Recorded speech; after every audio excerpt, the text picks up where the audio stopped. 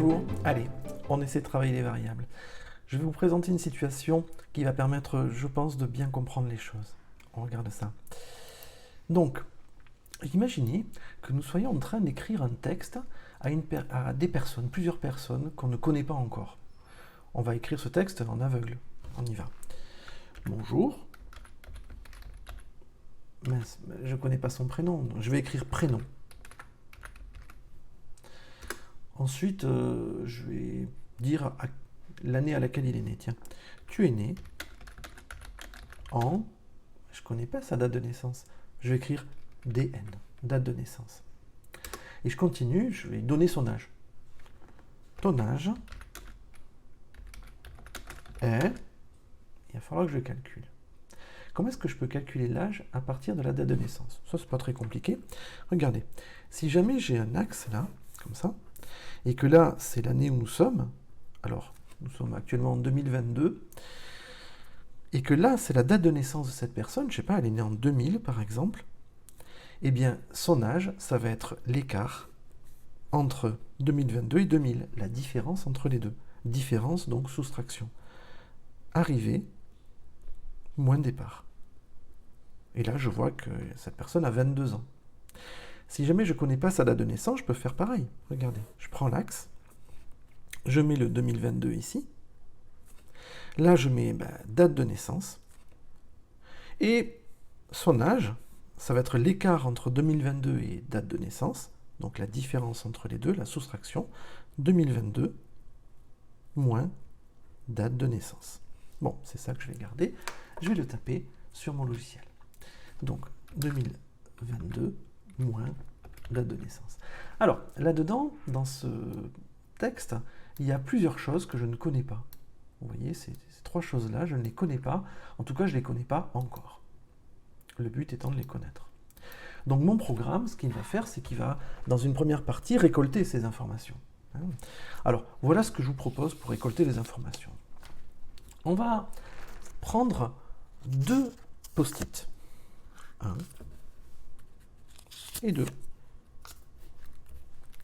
Sur le premier, je vais écrire prénom. Ce sera le nom de mon post-it, le nom de ma variable. C'est comme ça que je pourrais l'appeler. Et là, je vais marquer DN. Ce sera le nom de ma deuxième variable. Au moment où je vends mon programme, au moment où je propose aux personnes de télécharger mon programme, voilà dans quel état sont mes post-it. Prénom contient rien, ou n'importe quoi, et date de naissance, pareil. Maintenant, on lance le programme. Le programme va demander à remplir les post-it. Quel est ton prénom? Je vais marquer Marc. Quelle est ta date de naissance? 1973. Interdiction de se moquer de moi, je ne suis pas vieux. Et maintenant, le programme va pouvoir utiliser ces deux post-it pour pouvoir éditer le texte. À la place de prénom, il va marquer Marc. À la place de DN, il va marquer 1973, comme si c'était des copier-coller. Et à la place de 2022 moins DN, il va marquer le résultat, 2022 moins 1973, c'est-à-dire 49. Ainsi, le programme a pu fonctionner alors qu'au moment de sa création, il ne connaissait pas les valeurs. C'est ça qui est intéressant. Allez, on y va. On va essayer de faire ce programme avec Scratch. Je vais lancer Scratch et voilà dans quelle situation je suis en fait. J'ai mes deux post-it. Actuellement, ils contiennent Marc et 1973, mais ça peut varier. On peut poser la question à quelqu'un d'autre. Ce qui est important là-dedans, c'est prénom et date de naissance. Première partie, je vais devoir remplir mes post-it. Deuxième partie, je vais devoir utiliser mes post-it. Allez, on commence. Quand le drapeau vert est cliqué, on va commencer par poser la question. Demander quel est ton prénom.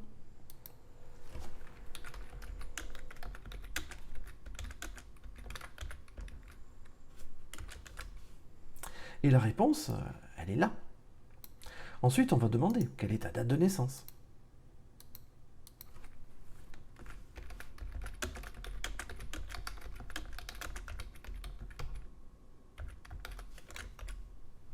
Et on va mettre la réponse dans réponse aussi. Vous voyez le problème en fait, quand je vais lancer le programme, Quel est ton prénom? La personne va rentrer son prénom. Et l'ordinateur va mettre la réponse dans cet espace-là, qui s'appelle réponse. Et ensuite, il enchaîne. Quelle est ta date de naissance? L'utilisateur va rentrer sa date de naissance. Et là, le programme va écraser la réponse du prénom avec la date de naissance. Il va oublier le prénom. C'est pas ce qu'on veut. C'est là que les variables interviennent. Je vais aller dans Données. Et vous voyez, il n'y a aucun bloc. C'est normal, je n'ai pas encore créé de variable. Je vais créer une variable pour ce lutin uniquement. Et je vais l'appeler prénom. Et là, j'ai des blocs. Et notamment, j'ai ce premier bloc-là. Mettre prénom A. Mettre prénom A, ça veut dire en fait prendre cette valeur et la mettre dans prénom. C'est parfait. Je vais prendre ma réponse et je vais la mettre dans prénom. Alors, je mets ça. On va tester ce programme, mais pour qu'on y voit mieux, je vais mettre un attendre 2 secondes.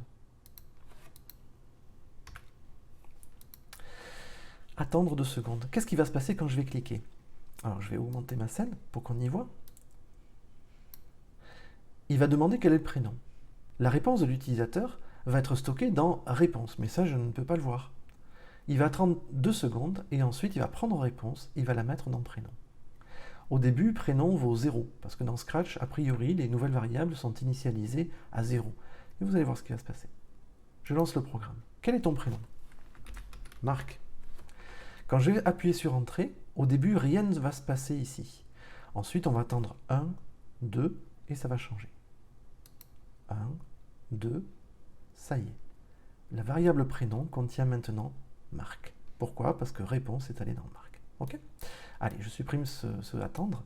Maintenant, on continue notre programme. On est vraiment capable de le faire puisqu'on a tout ce qu'il faut. On va créer une deuxième variable qui va s'appeler DN pour date de naissance. Pour ce lutin uniquement. OK. Mettre DN à la réponse, évidemment. On a refait 2 fois la même chose. Maintenant, il s'agit de parler. Il s'agit de dire les choses. Alors, je vais réduire la scène puisque j'ai besoin de place. Déjà, ça peut être utile. Ça, je n'en ai plus besoin. Je jette. Apparence. Dire pendant 2 secondes. Moi, je veux qu'il dise « Bonjour, Marc ».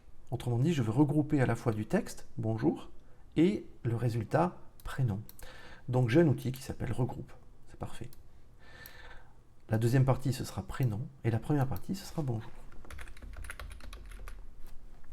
Bien, ça ne va pas marcher. Je vous explique pourquoi. Si jamais je double-clique là-dessus, vous savez que je vais lancer le bloc. Et vous allez voir ce qui se passe. Bonjour Marc. Il ne met pas d'espace. Forcément, je ne lui ai pas proposé d'en mettre.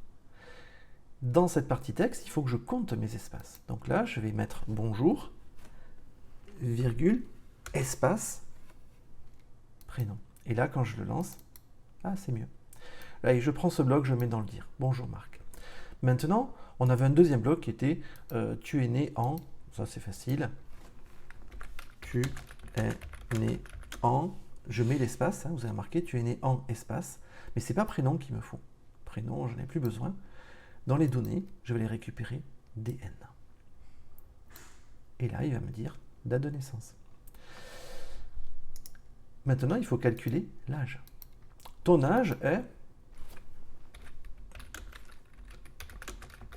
espace, mais ce n'est pas date de naissance. On avait fait le calcul. On avait dit que c'était 2022 moins date de naissance.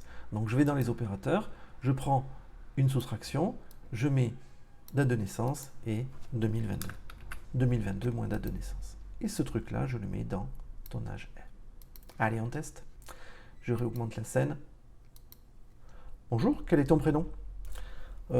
Allez, je m'appelle Karine. Quelle est ta date de naissance? Je suis né en 1983. Bonjour Karine. Tu es né en 1983. Ton âge est 39 ans. Voilà, ça marche. Bien, vous avez compris que dans une variable, on peut mettre à la fois du texte ou des nombres. On peut stocker n'importe quoi dans une variable. La position d'un point, l'angle d'un lutin, un score. Les variables, c'est fondamental. Une variable permet de compter un nombre de tours dans une boucle. C'est fabuleux. Pensez à bien regarder les blocs qui sont présents. Je n'ai parlé que du premier, les autres sont intéressants, surtout le second. Pensez à bien voir ça. Il y aura une deuxième partie de cette leçon la 12 bis qui va parler des listes. Elle est très importante aussi, je vous conseille de la regarder. Si vous avez aimé cette vidéo, n'hésitez pas à marquer un j'aime dessus. Pensez à vous abonner à la chaîne, bien sûr. Pensez à regarder les vidéos précédentes avec leurs exercices. C'est pas compliqué, mais honnêtement, ça demande un petit peu de travail, un petit peu d'entraînement, sinon on oublie très vite. Je vous remercie et à bientôt. Au revoir.